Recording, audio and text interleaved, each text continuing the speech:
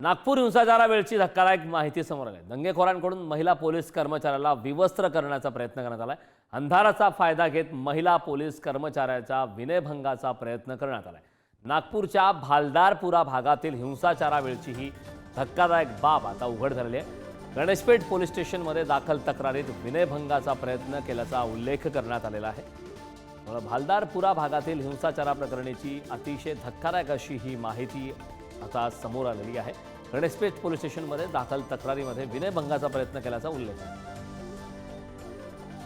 महिला पोलिसांचा विनयभंग करण्याचा समाजकंटकांनी प्रयत्न केला। काल स्वतः महाराष्ट्राच्या मुख्यमंत्र्यांनी याबद्दल खालच्या सभागृहामध्ये निवेदन केलं आणि वरच्या सभागृहामध्ये स्वतः उपमुख्यमंत्री एकनाथ शिंदे साहेबांनी निवेदन केलं। त्यावरून नागपूरच्या दंगलीची दाहकता लक्षात येते। हा कट ही दंगल पूर्वनियोजित होती का याकडे पोलिसांचं लक्ष आहे। पोलिसांनी आरोपींना काही अटक पण केलेली आहे। 23 मार्च पर्यंत त्यांना पोलीस कोठडी पण भेटलेली आहे।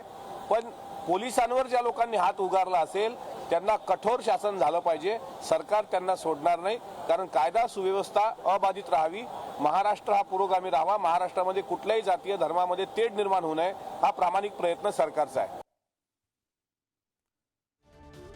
गणेशपेठ पोलीस स्टेशनमध्ये दाखल तक्रारीमध्ये विनयभंगाचा त्या ठिकाणी उल्लेख करण्यात आला। नागपूर हिंसाचारावेळची धक्कादायक माहिती समोर आली। शोध घेणार आहे की नाही हे सुद्धा बघितलं पाहिजे। गुन्हेगारला जशी आपण शिक्षा देतो कारण त्याने गुन्हा केलेला आहे, परंतु त्याला गुन्हाकाराला भाग कोण पाडतं, त्याला गुन्हाकाराला कोण लावतं? आणि म्हणून जेवढा गुन्हेगार याला शिक्षेस पात्र आहे, जेवढा दोषी आहे तेवढा गुन्हाकाराला लावणारे सुद्धा दोषी आहेत। आणि म्हणून सरकारनं समन्यायानं सर्वांना एकाच तराजूनं तोलून सरकार म्हणून त्या ठिकाणी अशा प्रकारचे जे कोणी दोषी असतील, प्रत्यक्षपणे हल्ले करणारे किंवा हल्ला करायला लावणारे, या सर्वांच्यावर समान कारवाई करावी अशी माझी मागणी आहे। संतोष देशमुख प्रकरणामध्ये 98 दिवस झाले, संतोष आंगडे भेटत नाही, दुसरीकडे पत्रकाराला अटक होत नाही। कायदा सुव्यवस्था नेमकी आहे तरी कुठं?